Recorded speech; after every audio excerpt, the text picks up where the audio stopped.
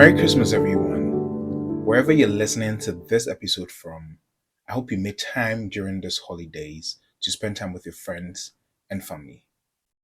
Personally, a lot has happened during this year, and this Christmas was a reminder that life passes so quickly.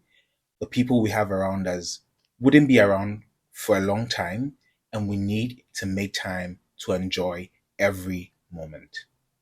For those who are listening to this podcast for the very first time, allow me to reintroduce myself.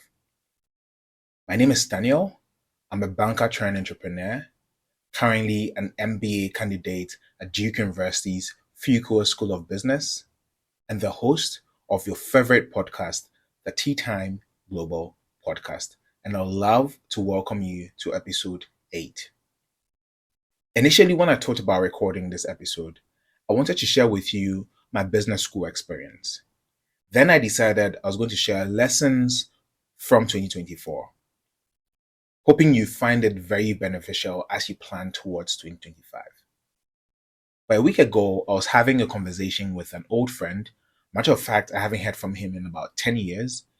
And during the conversation, he asked me a question. But before I go into what the question was, I'd like to tell you a story. Sometime in October, I took a trip to Dallas, Texas for an event. Now, the night before flying back home after the event, I decided that I was going to pack everything so that I don't end up leaving something behind while rushing to the airport because I had an early morning flight. Now, the next morning, I ordered an Uber, and in what felt like forever, my Uber finally arrived. So I sit in the car. At this point, anxiety starts to set in because I have barely more than an hour to get to the airport, go through security, and jump on the plane. Mind you, the ETA to the airport is about 36 minutes. So I sat in the car and then asked the driver if he could drive a bit faster because I needed to get to the airport early. So he turns, looks at me, smiles, and signals that he was going to do something about it. 10 minutes into the trip, I realized we're pretty much going at the same pace that we started with. So I decided to ask again. So I reached out to him and asked if he could go a bit faster. Again, he turns, looks at me, and then smiles. But this time he says, given your safety and regulations, this is the fastest I can go. And no matter how anxious you get, we're still going to arrive at the time that you're expected to arrive. So I'm at the back, and he then goes on to give me a whole lecture about how worrying and anxiety wouldn't get me there any faster and says a lot of stuff. Fast forward, I get to the airport, take a long time to go through airport security, get to the boarding gate, and I miss my flight. Luckily, I was put on the next flight for free. But this gave me time to really cross off certain things off my to-do list, which wasn't really bad. So when my friend asked me this question, my mind goes back to that day, lessons, and some reflections I did after the trip. And this episode is going to capture the question my friend asked me, which was, how do you deal with anxiety? Now, to talk about this, I want to share with you 3 ways to deal with anxiety. The first thing to do is let go and focus on what you can control. Personally, there are so many times when I'd get anxious about something because of a past experience.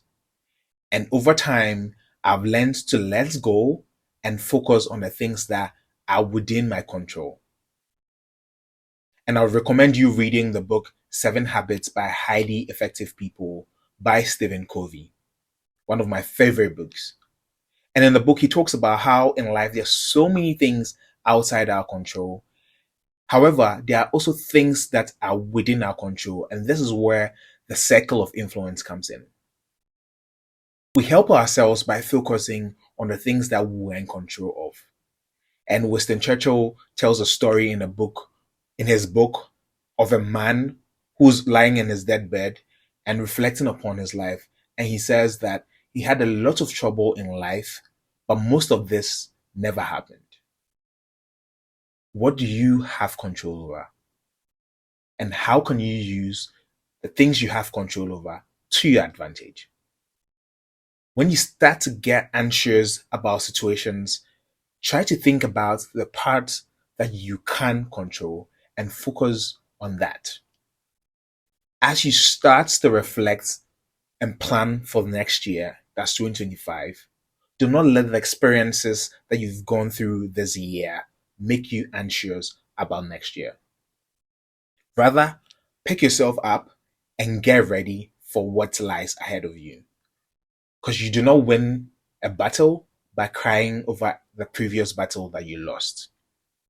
You win the battle by going back to the drawing board, re strategizing based on the lessons that you learned from the previous battle, and preparing yourself for the next battle. Let go and focus on what you can control. The second thing I'd like to share with you is having or have an overarching plan for your life. And this overarching plan is basically an overview of your goals and ambitions. The reason that the reason this plan is very important is because the plan doesn't have to be detailed. And this plan is valid even if something doesn't go wrong, something doesn't go as planned. As long as the goal still drives you, it's valid. But then it serves as a reference point for you to come back to and say, this is what I wanted to achieve. I've hit a roadblock. How do I find an alternative, or what are my alternatives to still reach this goal? Sometimes the reason we're anxious about something is because we do not have an overarching plan. And there's always that fear that something can go wrong. And we start to get more anxious, and this built up to the point where we're very stressed. And then things start to take a nosedive from there. Have an overarching plan for your life. And the third thing is practice gratitude regularly. Gratitude is something that I really underestimated, and practicing gratitude changed everything for me. I was sharing this on with my LinkedIn community the other time, where I spoke about having a half full mentality rather than a half empty mentality. Because there are moments when things do not go as planned, and for me, practicing gratitude really allowed me to see how far I've come and be thankful for the little things. Remember, not everything would go as planned, but success is really a matter of perspective, and choosing to see things as how full and focusing on the part that is going well would inspire you to keep going.